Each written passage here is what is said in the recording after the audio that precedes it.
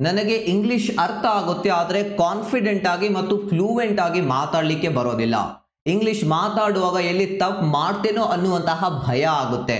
And English ಮಾತಾಡಲಿಕ್ಕೆ start ಮಾಡಿದ ಕೆಲವೇ ಸೆಕೆಂಡ್ಗಳಲ್ಲಿ ಮೈಂಡ್ ಕಂಪ್ಲೀಟ್ಲಿ ಬ್ಲ್ಯಾಂಕ್ ಆಗುತ್ತೆ. ಯಾವ ವರ್ಡ್ ಎಲ್ಲಿ ಬಳಸಬೇಕು, ಹೇಗೆ ಬಳಸಬೇಕು, ಸರಿಯಾದಂತಹ ವರ್ಡ್ ಯಾವ ರೀತಿ ಬಳಸಬೇಕು ಅದು ಕೂಡ ಗೊತ್ತಾಗೋದಿಲ್ಲ.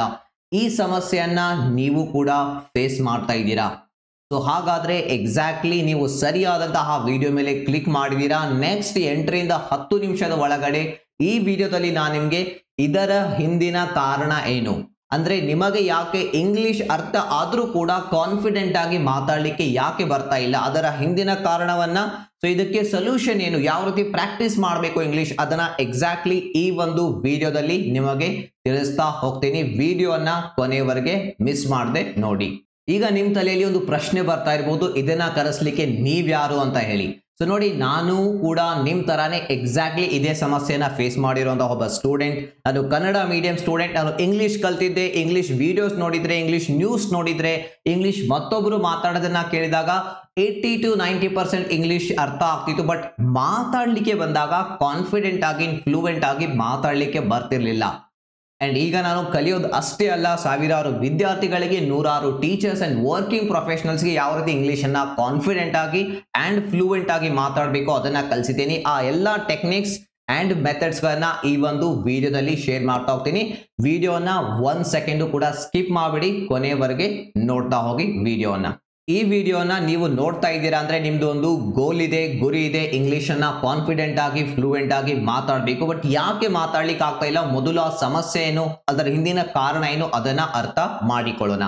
ಸೊ ಈಗ ನೀವು ಕರೆಂಟ್ಲಿ ಈ ಒಂದು ಸ್ಟೇಜ್ ನಲ್ಲಿ ಇದ್ದೀರಾ ಅಂದ್ರೆ ಇಲ್ಲಿ ನೀವು ಇಂಗ್ಲಿಷ್ ನಿಮ್ಗೆ ಅರ್ಥ ಆಗ್ತಾ ಇದೆ, ಬಟ್ ಮಾತಾಡ್ಲಿಕ್ಕೆ ಬರ್ತಾ ಇಲ್ಲ. ಮಾತಾಡುವಾಗ ಎಲ್ಲಿ ತಪ್ಪಾಗುತ್ತೆ ಅನ್ನುವಂತಹ ಭಯ ಇದೆ. ಅಂದ್ರೆ ನಿಮಗೆ ಗೊತ್ತಿದೆ, ಇಂಗ್ಲಿಷ್ ಮಾತಾಡುವಾಗ ನೀವು ಕೆಲವೊಂದು ತಪ್ಪುಗಳನ್ನ ಮಾಡ್ತೀರಾ.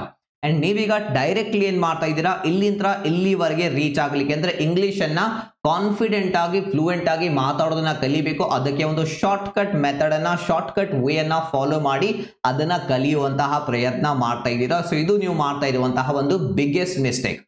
ಸೊ ನಮ್ಗೆ ಒಂದು ಹ್ಯಾಬಿಟ್ ಇದೆ, ಏನೋ ಸಾಧಿಸಬೇಕಂದ್ರೆ ಅದಕ್ಕೆ ಶಾರ್ಟ್ ಕಟ್ ಹುಡುಕೋದು. ಸೊ ಶಾರ್ಟ್ ಕಟ್ ನಿಂದ ಆ ಸ್ಕಿಲ್ ಕಲೀಲಿಕ್ಕೆ ಸಾಧ್ಯ ಇಲ್ಲ ಅನ್ನೋದು ಒಂದು ಸತ್ಯ, ಅದು ಒಂದು ಫ್ಯಾಕ್ಟ್. ಮೊದಲು ಅದನ್ನ ನೀವು ಒಪ್ಕೊಳ್ಬೇಕಾಗುತ್ತೆ. ಸೊ ಹಾಗಾದ್ರೆ ಯಾವ ರೀತಿ ಇಂಗ್ಲಿಷ್ ನಲ್ಲಿ ಕಾನ್ಫಿಡೆನ್ಸ್ ಅನ್ನ ಗೇನ್ ಮಾಡೋದು, ಫ್ಲೂಯೆಂಟ್ ಆಗಿ ಮಾತಾಡೋದು? ಸೊ ಇಲ್ಲಿ ನೋಡಿ, ಮೊದಲನೇ ಸ್ಟೆಪ್ ಬಂದು ನೀವು ಇಲ್ಲಿಂದ ಈ ಒಂದು ಸ್ಟೆಪ್ ಅನ್ನ ಏರ್ಬೇಕಾಗುತ್ತೆ. ಅಂದ್ರೆ ಮೊದಲು ನೀವು ಕರೆಕ್ಟ್ ಇಂಗ್ಲಿಷ್ ಮಾತಾಡೋದನ್ನ ಕಲಿಬೇಕಾಗುತ್ತೆ. ಸೊ ಯಾವ ರೀತಿ ಕಲಿಬೇಕು ಅದಕ್ಕೆ ಮುಂದೆ ನಾನು ಟೆಕ್ನಿಕ್ಸ್ ಗಳನ್ನ ಶೇರ್ ಮಾಡ್ತಾ ಹೋಗ್ತೀನಿ. ಮೊದಲು ಪ್ರಾಬ್ಲಮ್ ಅರ್ಥ ಮಾಡ್ಕೊಳ್ಳಿ. ಪ್ರಾಬ್ಲಮ್ ಅರ್ಥ ಆಗ್ಲಿಲ್ಲ ಅಂದ್ರೆ ಸೊಲ್ಯೂಷನ್ ಇಂದ ಏನು ಪ್ರಯೋಜನ ಆಗೋದಿಲ್ಲ. ಸೊ ಈಗ ನೀವು ಮಾತಾಡುವಾಗ ತಪ್ಪುಗಳನ್ನ ಮಾಡ್ತಾ ಇದ್ದೀರಾ, ಅದು ನಿಮ್ಗೆ ಗೊತ್ತಿದೆ. ಅದೇ ಭಯದಿಂದ ನಿಮ್ಗೆ ಕಾನ್ಫಿಡೆನ್ಸ್ ಬರ್ತಾ ಇಲ್ಲ. ಸೊ ಕಾನ್ಫಿಡೆನ್ಸ್ ಯಾವಾಗ ಬರುತ್ತೆ ಯೋಚನೆ ಮಾಡಿ. ನೀವು ಮಾತಾಡ್ತಾ ಇರುವಂತಹ ಇಂಗ್ಲಿಷ್, ನೀವು ಬರೀತಾ ಇರುವಂತಹ ಇಂಗ್ಲಿಷ್ ಕರೆಕ್ಟ್ ಆಗಿದೆ ಅಂದಾಗ ನಿಮ್ಮಲ್ಲಿ ಒಳಗಿಂದ ಕಾನ್ಫಿಡೆನ್ಸ್ ಬರುತ್ತೆ. ಕಾನ್ಫಿಡೆನ್ಸ್ ಹೊರಗಿಂದ ಬರೋದಿಲ್ಲ, ಬೇರೆ ಜನರಿಂದ ಬರೋದಿಲ್ಲ, ನಿಮ್ಮ ಒಳಗಿಂದ ಬರುತ್ತೆ ಕಾನ್ಫಿಡೆನ್ಸ್. ಆ ಕಾನ್ಫಿಡೆನ್ಸ್ ಬರಬೇಕಂದ್ರೆ ಮೊದಲು ನೀವು ಇಂಗ್ಲಿಷ್ ನಲ್ಲಿ ಕರೆಕ್ಟ್ ಆಗಬೇಕಾಗುತ್ತೆ, ಕರೆಕ್ಟ್ ಇಂಗ್ಲಿಷ್ ಮಾತಾಡಬೇಕಾಗುತ್ತೆ, ಕರೆಕ್ಟ್ ಇಂಗ್ಲಿಷ್ ಬರಿಬೇಕಾಗುತ್ತೆ. ಸೊ ಕರೆಕ್ಟ್ ಆಗೋದ್ರಿಂದ ಜಸ್ಟ್ ಕಾನ್ಫಿಡೆನ್ಸ್ ಬರೋದಿಲ್ಲ. ಆ ಕರೆಕ್ಟ್ ಇಂಗ್ಲಿಷ್ ಅನ್ನ ಫಾಸ್ಟ್ ಆಗಿ, ಕ್ವಿಕ್ ಆಗಿ ಮಾತಾಡಬೇಕಾಗುತ್ತೆ. ಕೆಲವೊಬ್ಬರಿಗೆ ಇಂಗ್ಲಿಷ್ ಮಾತಾಡ್ತಾರೆ ಆದ್ರೆ ತುಂಬಾ ಸ್ಲೋ ಆಗಿ ಮಾತಾಡ್ತಾರೆ, ಅವಾಗ್ಲೂ ಕೂಡ ಕಾನ್ಫಿಡೆನ್ಸ್ ಬರೋದಿಲ್ಲ.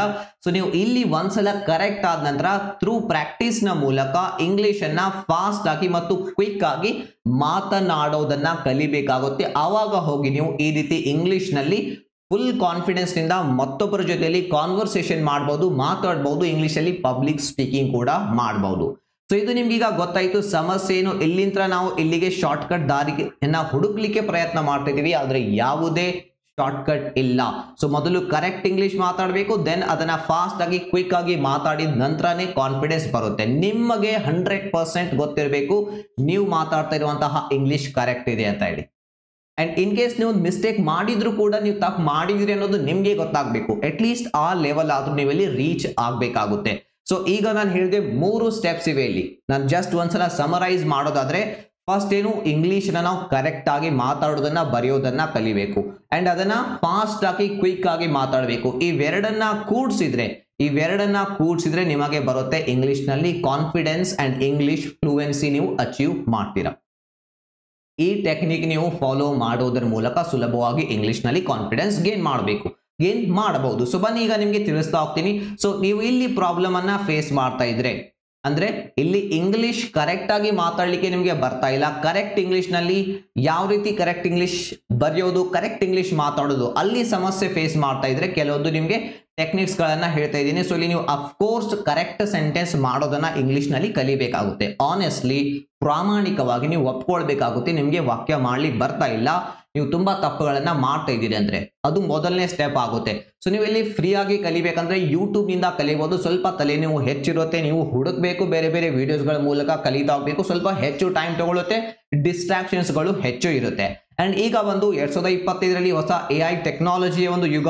ಸೊ ತುಂಬಾ AI ಟೆಕ್ನಾಲಜಿ ಇದೆ, ಚಾಟ್ GPT ಆಗಿರ್ಬೋದು, ಡೀಪ್ ಸಿ ಆಗಿರ್ಬೋದು, ಅಂಡ್ ಅದೇ ರೀತಿ ಕೆಲವೊಂದು ಆಪ್ಸ್ ಗಳು ಇವೆ. ಸೊ ಈ ಚಾಟ್ GPT, ಡೀಪ್ ಸಿ, ಕೆಲವೊಂದು AI ಆಪ್ಸ್ ಗಳನ್ನ ಬಳಸಿ ನೀವು ಇಂಗ್ಲಿಷ್ ಕಲಿಯುವಂತ ಪ್ರಯತ್ನ ಮಾಡಬಹುದು. ಅಗೇನ್ ಇದು ಸ್ವಲ್ಪ ಹೆಚ್ಚು ಟೈಮ್ ಅನ್ನ ತೆಗೆದುಕೊಳ್ಳುತ್ತೆ, ಬಹಳ ಆಪ್ಸ್ ಇವೆ, ಬಹಳ ಟೆಕ್ನಾಲಜಿಗಳಿವೆ, ಅದನ್ನ ನೀವು ಸ್ವಲ್ಪ ರಿಸರ್ಚ್ ಮಾಡಿ ನೋಡಿ, ನಿಮಗೆ ಗೊತ್ತಾಗುತ್ತೆ. ಈ ಎಲ್ಲ ತಲೆ ನೀವು ನಿಮಗೆ ಬೇಡ, ನನ್ನ ಹಣ ಖರ್ಚು ಮಾಡಿ ಫಾಸ್ಟ್ ಆಗಿ ಒಬ್ಬ ಎಕ್ಸ್ಪರ್ಟ್ ನಿಂದ ಕಲಿಬೇಕು ಅಂದ್ರೆ ನೀವು ಯಾವ್ದಾದ್ರು ಒಂದು ಪೇಡ್ ಸ್ಪೋಕನ್ ಇಂಗ್ಲಿಷ್ ಕೋರ್ಸ್ ಅನ್ನ ಜಾಯಿನ್ ಆಗಿ ಇಂಗ್ಲಿಷ್ ನಲ್ಲಿ ಕರೆಕ್ಟ್ ಆಗಿ ವಾಕ್ಯ ಮಾಡೋದನ್ನ, ಕರೆಕ್ಟ್ ಆಗಿ ಮಾತಾಡೋದನ್ನ ಕಲಿಬಹುದು. ನಮ್ದು ಕೂಡ ಒಂದು ಕೋರ್ಸ್ ಇದೆ, ಲಿಂಕ್ ಕೆಳಗಡೆ ಕೊಟ್ಟಿರ್ತೀನಿ, ಟ್ರೈ ಮಾಡಿ. 2 days ನ ಮನಿ ಬ್ಯಾಕ್ ಗ್ಯಾರಂಟಿ ಇದೆ, ಪ್ಲಸ್ ಡೆಮೋ ಕ್ಲಾಸಸ್ ಇವೆ, ನೋಡಿ ಒಂದ್ಸಲ ಆಪ್ ಡೌನ್ಲೋಡ್ ಮಾಡ್ಕೊಂಡು ಇಷ್ಟ ಆದ್ರೆ ಕಲಿಬಹುದು, ಇಲ್ಲಾಂದ್ರೆ ಅಫ್ಕೋರ್ಸ್ ಈ ಫ್ರೀ ಆಪ್ಷನ್ಸ್ ನಿಮ್ಮ ಹತ್ರ ಇವೆ. ಯೂಟ್ಯೂಬ್ ನ ಮೂಲಕ ಅಥವಾ AI ಟೆಕ್ನಾಲಜಿ ಮೂಲಕ ನೀವು ಈ ಒಂದು ಸಮಸ್ಯೆಯನ್ನ ಸಾಲ್ವ್ ಮಾಡಬಹುದು. ಸೊ ಒಂದ್ಸಲ ನೀವು ಕರೆಕ್ಟ್ ಇಂಗ್ಲಿಷ್ ಮಾತಾಡೋದನ್ನ, ಇಂಗ್ಲಿಷ್ ಕರೆಕ್ಟ್ ಆಗಿ ಮಾತಾಡೋದನ್ನ ಅಥವಾ ಇಂಗ್ಲಿಷ್ ಅಲ್ಲಿ ಕರೆಕ್ಟ್ ಆಗಿ ವಾಕ್ಯ ಮಾಡೋದನ್ನ ಕಲಿತ ನಂತರ ಯಾವ ರೀತಿ ಫಾಸ್ಟ್ ಅಂಡ್ ಕ್ವಿಕ್ ಆಗಿ ಮಾತಾಡೋದು ಕಲಿತು ಅದರಲ್ಲಿ ಕಾನ್ಫಿಡೆನ್ಸ್ ಗೇನ್ ಮಾಡಬೇಕು, ಅದಕ್ಕೆ ಈಗ ಪವರ್ಫುಲ್ ಟೆಕ್ನಿಕ್ಸ್ ಅನ್ನ ನಿಮಗೆ ಶೇರ್ ಮಾಡ್ತಾ ಹೋಗ್ತೀನಿ ಇದೇ ವಿಡಿಯೋದಲ್ಲಿ. ವಿಡಿಯೋನ ಕೊನೆಯವರೆಗೆ ನೋಡಿ.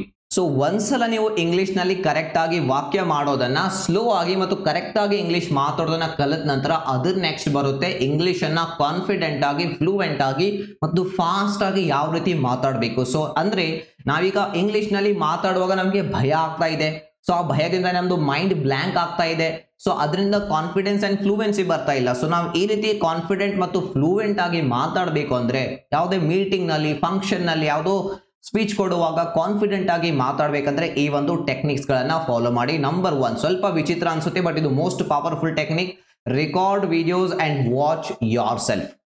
ನೋಡಿ, ನಾನು ಇಂಗ್ಲಿಷ್ ಕಲಿಯುವಾಗ ಇಂಗ್ಲಿಷ್ ವಾಕ್ಯ ಮಾಡ್ಲಿಕ್ಕೆ ಬರ್ತಿತ್ತು, ಅರ್ಥ ಆಗ್ತಿತ್ತು, ಬಟ್ ಕಾನ್ಫಿಡೆನ್ಸ್ ಬರ್ತಾ ಇರಲಿಲ್ಲ, ಮಾತಾಡ್ಲಿಕ್ಕೆ ಬರ್ತಾ ಇರಲಿಲ್ಲ ಫ್ಲೂಯೆಂಟ್ ಆಗಿ. ಸೊ ಅವಾಗ ನಾನು ವಿಡಿಯೋಸ್ ರೆಕಾರ್ಡ್ ಮಾಡ್ತಿದ್ದೆ. ಸೊ ಒಬ್ಬ ಟೀಚರ್ ನನಗೆ ಟೆಕ್ನಿಕ್ ಅನ್ನ ಹೇಳ್ಕೊಟ್ಟಿದ್ರು. ಸೊ ನಾನು ವಿಡಿಯೋಸ್ ರೆಕಾರ್ಡ್ ಮಾಡ್ತಿದ್ದೆ ಅಂಡ್ ದೆನ್ ಆ ಒಂದು ವಿಡಿಯೋಸ್ ಗಳನ್ನ ನೋಡ್ತಿದ್ದೆ. ಸ್ವಲ್ಪ ವಿಚಿತ್ರ ಅನ್ಸುತ್ತೆ ನೋಡುವಾಗ, ಅನ್ಕಂಫರ್ಟೇಬಲ್ ಫೀಲ್ ಆಗುತ್ತೆ, ಬಟ್ ಮಾಡಬೇಕಾಗುತ್ತೆ ಫ್ಲೂಯೆನ್ಸಿ ಬರ್ಬೇಕಂದ್ರೆ. ಸೊ ಇದು most powerful technique. So videos ಒಂದು ಟಾಪಿಕ್ ಮೇಲೆ ಒಂದು 2 ನಿಮಿಷ 1 ನಿಮಿಷ ಮಾತಾಡಿ, ನಿಮ್ಮ ಸ್ಮಾರ್ಟ್ ಫೋನ್ ಯೂಸ್ ಮಾಡಿ ರೆಕಾರ್ಡ್ ಮಾಡಿ. ಸೊ ಅದನ್ನ ನಂತರ ನೋಡಿ ಎಲ್ಲಿ ತಪ್ಪು ಮಾಡಿದ್ರಿ, ಮಾತಾಡುವಾಗ ಯಾವ ರೀತಿ ಮಾತಾಡ್ತಾ ಇದ್ರಿ, ಎಷ್ಟು ಕಾನ್ಫಿಡೆನ್ಸ್ ಇದೆ, ಸೊ ಅದನ್ನ ನೀವು ಅಬ್ಸರ್ವ್ ಮಾಡ್ಬೋದು.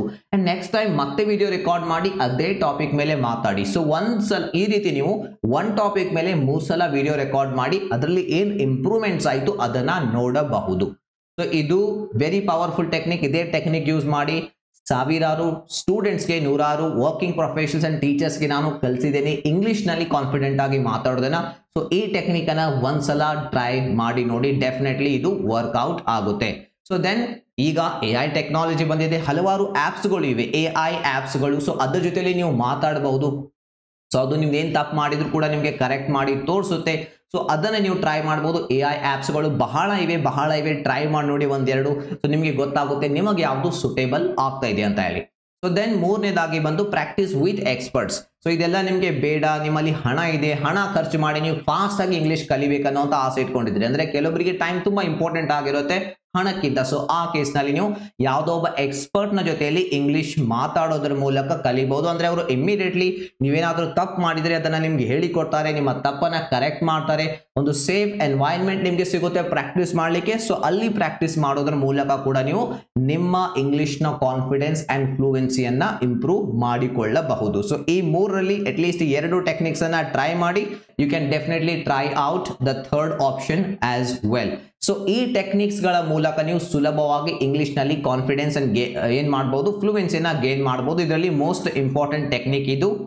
1 ಟಾಪಿಕ್ ತಗೊಳ್ಳಿ, ಕಂಟಿನ್ಯೂಸ್ ಆಗಿ 3 ಡೇಸ್ ಅದೇ ಟಾಪಿಕ್ ಮೇಲೆ 1 ಅಥವಾ 2 ನಿಮಿಷದ ವಿಡಿಯೋ ರೆಕಾರ್ಡ್ ಮಾಡಿ. ಸೊ ಏನು ಇಂಪ್ರೂವ್ಮೆಂಟ್ಸ್ಗಳು ಬರ್ತಾ ಇವೆ ಅದನ್ನ ನೋಡಿ. ನೀವು ಮಾತಾಡಲಿಕ್ಕೆ ಸ್ಟಾರ್ಟ್ ಮಾಡಿದಾಗ ನಿಮ್ಮ ಥಾಟ್ಸ್ಗಳನ್ನ ಆರ್ಗನೈಸ್ ಮಾಡಲಿಕ್ಕೆ ಸ್ಟಾರ್ಟ್ ಮಾಡ್ತೀರಾ, ಇಂಗ್ಲಿಷ್ನಲ್ಲಿ ಥಿಂಕ್ ಮಾಡಲಿಕ್ಕೆ ಸ್ಟಾರ್ಟ್ ಮಾಡ್ತೀರಾ. ಸೊ ಆ ಎಬಿಲಿಟಿ ಬಂತಂದ್ರೆ ಫ್ಲೂಯೆನ್ಸಿ ಅಂಡ್ ಕಾನ್ಫಿಡೆನ್ಸ್ ಆಟೋಮೆಟಿಕ್ಲಿ ಬರುತ್ತೆ. ಸೊ ಈ ಒಂದು ವಿಡಿಯೋ ನಿಮಗೆ ಹೆಲ್ಪ್ಫುಲ್ ಆಗಿದೆ ಅಂತ ಅನ್ಕೊಳ್ತೀನಿ. ಈ ವಿಡಿಯೋದಲ್ಲಿ ಶೇರ್ ಮಾಡಿರುವಂತಹ ಟೆಕ್ನಿಕ್ಸ್ಗಳನ್ನ ನೀವು ಫಾಲೋ ಮಾಡಿದ್ದೆ ಆದ್ರೆ, ಇಂಪ್ಲಿಮೆಂಟ್ ಮಾಡಿದ್ದೆ ಆದ್ರೆ, ವಿಡಿಯೋ ತುಂಬಾ ಜನ ನೋಡ್ತಾರೆ ಬಟ್ ಇಂಪ್ಲಿಮೆಂಟ್ ಮಾಡಿದ್ದೆ ಆದ್ರೆ ರಿಸಲ್ಟ್ ಸಿಗೋದು 100%.